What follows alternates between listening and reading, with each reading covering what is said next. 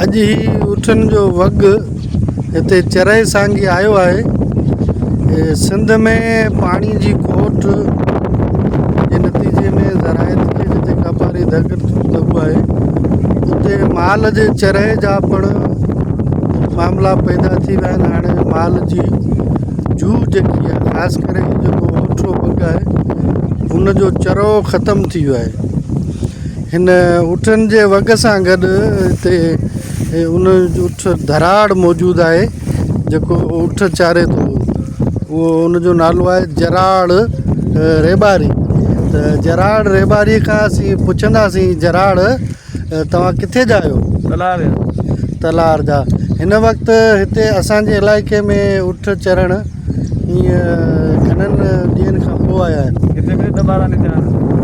छा हाणे उठनि जे गाह या चरहि जा मसइला आहिनि तव्हांजे इलाइक़े में? ॾियारियूं केॾांहुं वयूं? माण्हू पाड़ा सभु कढी आहे। अच्छा, हाणे पोइ हीउ उठ छा छा खाए थो? हाणे इहो कांडेरो लही थी को ॾियार भरी सभरी बुबर। त पोइ हीउ चरो जॾहिं ख़तमु थी रहियो आहे त पोइ ओठो माल बि त घटिबो आहिस्ते आहिस्ते, या न? माल अञा असांखे आहे की बाक़ी वेठा आहिनि।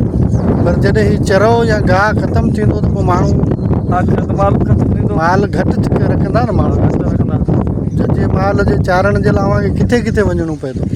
असीं वञो उमरकोट खां लॻे वरूं था। अच्छा, सही। हीअ थां खणी तव्हां हलो पिया, इहे थां इहे को चांहि पाण कंदा को पाणी कंदा। अच्छा, अव्हांजो गुज़ारो पोइ माना हिन उठनि जे खीर ते रहे थो? हा, गुज़ारो खीर ते आहे। सही। माण्हू अव्हां खां खीर ॾुआईंदा बि हूंदा? जाम जाम ॾुआईंदा आहिनि। अच्छा, उन्हनि खे ॾुई ॾींदा आहियो? ॾुई ॾींदा आहियूं।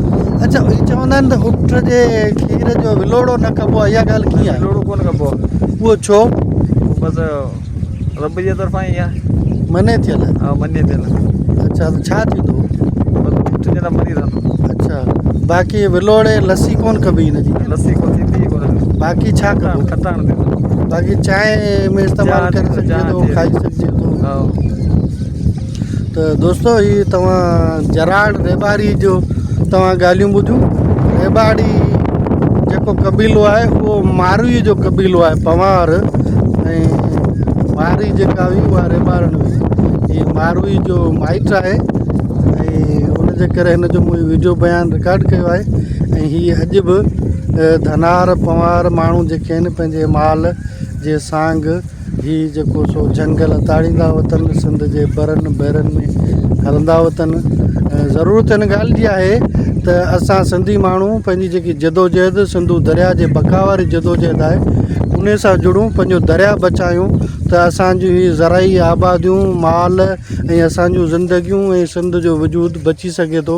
उहो सिंधू दरिया सां ई लाॻापियल आहे।